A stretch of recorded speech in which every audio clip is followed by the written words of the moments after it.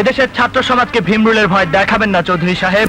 শুধু তোমাকে চাই, ভালো আছি ভালো থেকো, আকাশের ঠিকানায় চিঠি লিখো। বাংলাদেশের চলচ্চিত্রের রাজপুত্র সালমান শাহ 1996 সালের 6 সেপ্টেম্বর রাজধানীর নিউ ইস্কাটনের বাসা থেকে তার মরদেহ উদ্ধার হয়। তখন এটিকে অপমৃত্যু বলা হলেও দীর্ঘ 29 বছর পর আবারও আলোচনার কেন্দ্রবিন্দুতে সালমান শাহ মৃত্যুর রহস্য। মামলাটিতে 3 দফা তদন্ত হয়।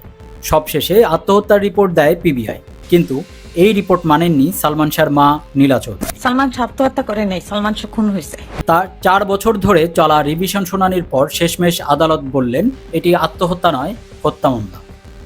20 অক্টোবর 2025 আদালত অপমৃত্যুকে হত্যা মামলা হিসেবে গ্রহণের নির্দেশ দেন। মামলা হত্যায় রূপ নেয়ার পর আবার সামনে আসে 1997 সালে আসামি রিজভী আহমেদের দেওয়া 164 ধারার স্বীকারোক্তিমূলক জবানবন্দি। রিজভী জানান, সালমান শাহকে হত্যার জন্য মোট 12 লাখ টাকার চুক্তি হয়েছিল। হত্যার পরিকল্পনায় জড়িত ছিলেন সালমান শাহর স্ত্রী সামিরা চৌধুরী, তার মা এবং কিছু ঘনিষ্ঠজন। সালমান শাহকে খুনের রাতে বিস্তারিত বর্ণনা দেন তিনি।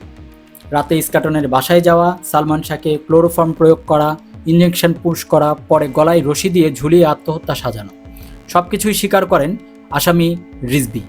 শুধু তাই নয়, মামলা তুলতে চাপ দিতে সালমানের ভাই বিল্টুকে অপহরণের পরিকল্পনায় অংশ নেওয়ার কথাও স্বীকার করেন রিজভী।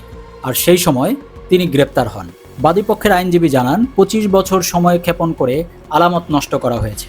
আদালত রায়ে তদন্ত গাফিলতির কথাও উল্লেখ করেছেন এবং সকল অভিযুক্তকে বিচারের আওতায় আনার নির্দেশ দিয়েছেন। 29 বছর পর সালমান শাহর মৃত্যু মামলা ফিরে যাচ্ছে নতুন তদন্তে।